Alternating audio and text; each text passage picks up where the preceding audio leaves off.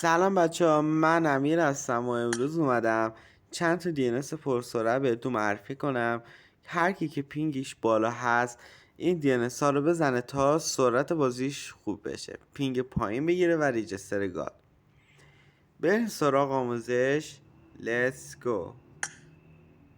خب بچه ها، اینجا به تو فروشگاه پلی میریم و DNS چنجر رو دانلودش میکنیم که همه تونم میشناسینش. DNS چنجرتون حتما به روز باشه و نسخه قدیمی نباشه چون مشکل هم ایجاد میکنه. حالا من فیلتر شکنم وصل نمیشه، یه لحظه.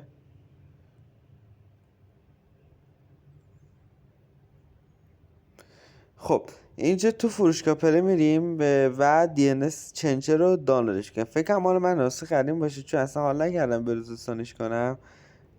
و DNS چنجر، اونایی که آیپد پلیر هستن میتونن DNS چنجر این DNS چنجر رو دانلود کنن که بعد زبان گوشیتون هم انگلیسی باشه. برای اندروید هم میشه ولی بیشتر برای آیپد پلیر و آیفون ها. و این هم DNSی که ما میخواییم. خب اینجا ما میریم داخل DNS چنجر. خب اینجا کد اولی که میخوام بهتون معرفی کنم این کده، حتما استفاده کنید. کد خوبیه، پینگ خوبی بهتون میده، ریجستر خوبی بهتون میده. خب عکس گرفتیم، بریم کد بعدی. کد بعدی نسل 6 هست که همتون هم باهاش آشناسین و داخل تلگرام میفروشن. من اینا یکی از دوستان بهم داده، نمیدونم خریده یا نه. من استفاده کردم، پینگ خوبی داد. این نسل 6 هم حتما بزنید. برای فعالسازی نسل 6 هم که شاید بعضیتون ندونید، میرین داخل ستینگ و اینجا این گزینه رو فعال میکنید IPv6 که برای همتون غیر فعاله. وقتی که غیر فعال کردین دیگه استارت رو میزنید. کد بعدی که میخوام بهتون معرفی کنم این کد،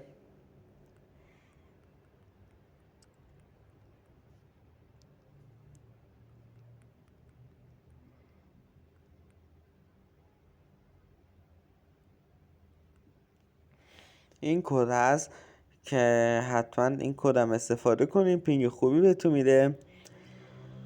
و اگه کدی هم داشتین میتونید داخل کامنت ها بفرستین که بقیه استفاده کنن.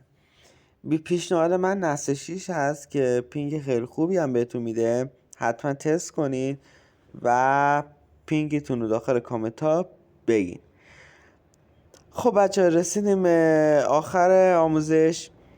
این DNS هایی که بهتون گفتم حتما استفاده کنین و تا یه آموزش دیگه از کانال من، خدا نگهدار.